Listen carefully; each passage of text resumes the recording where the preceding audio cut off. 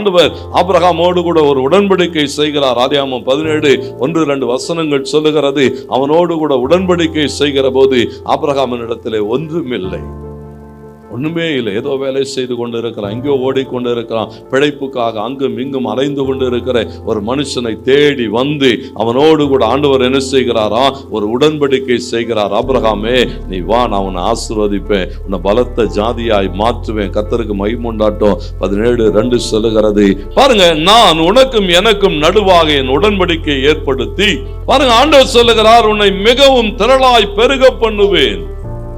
ஆபிரகாமினிடத்தில் என்ன இருந்தது? ஆபிரகாம் எப்படிப்பட்டவனாக? ஒன்றுமில்லாத ஒரு குடும்பம், ஒன்றுமில்லாத ஒரு வாழ்க்கை, அப்படிப்பட்ட நிலைமையில இருந்தவனோடு கூட ஒரு மகா பெரிய தேவன், வானாதி வானங்களை உண்டு பண்ணின தேவன். நெகேமியா சொல்லுகிற போது அப்படித்தான் சொல்லுகிறான், எல்லாவற்றையும் சிருஷ்டித்த ஒரு வல்லமையுள்ள தேவன் ஒரு உடன்படிக்கை செய்திருக்கிறார். யாரோடு கூட?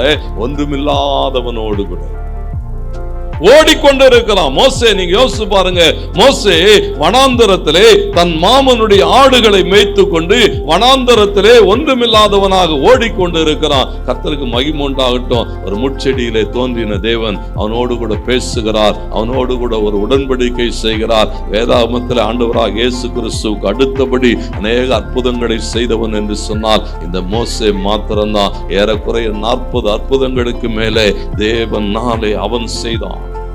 ஏன் இதை சொல்லுகிறேன்? பாருங்க, இந்த உடன்படிக்கை எப்படிப்பட்டவர்களோடு கூட என்பதற்காக சொல்லுகிறேன். ஒண்ணுமே இல்லாதவர்கள், கர்த்தருக்கு மகிமை உண்டாகட்டும். தேவன் இப்படிப்பட்ட சூழல்களுக்கு கூடாக கடந்து போகிற போது என் தேவன் சொன்னார், அவர் பொய் சொல்ல ஒரு மனுஷன் அல்ல, மனம் மாற அவர் மனுபுத்திரனும் அல்ல, அவர் சொல்லியும் செய்யாமல் இருக்கிறவர் அல்ல, அவர் வசனித்தும் நிறைவேற்றாமல் இருக்கிற தெய்வம் அல்ல. என் ஆண்டவர் சொன்னார், நான் மகிழ்ந்து களி கூறுவேன். என் ஆண்டவர் சொன்னார், அவர் எனக்காக அதை செய்வார். கர்த்தருக்கு மகிமை உண்டாட்டும். சந்தோஷத்தோடு கூட ஆண்டவர் சமூகத்தில் சொல்ற, ஆண்டவரே, இதை நீ சொன்னீர், இதை எனக்கு செய்ய. உரிமையோடு கூட தகப்பனிடத்தில் பிள்ளை கேட்கிற ஒரு உரிமையோடு கூட உன் ஜெபம் இருக்குமானால் கர்த்தர் உன் ஜெபத்திலே பிரியப்படுவார், உன் ஆராதனையிலே பிரியப்படுவார். அவர் உன்னோடு கூட ஒரு உடன்படிக்கை செய்வார். அந்த உடன்படிக்கை உன்னை நிலைப்படுத்தும், உன் கால் தடுமாறாது.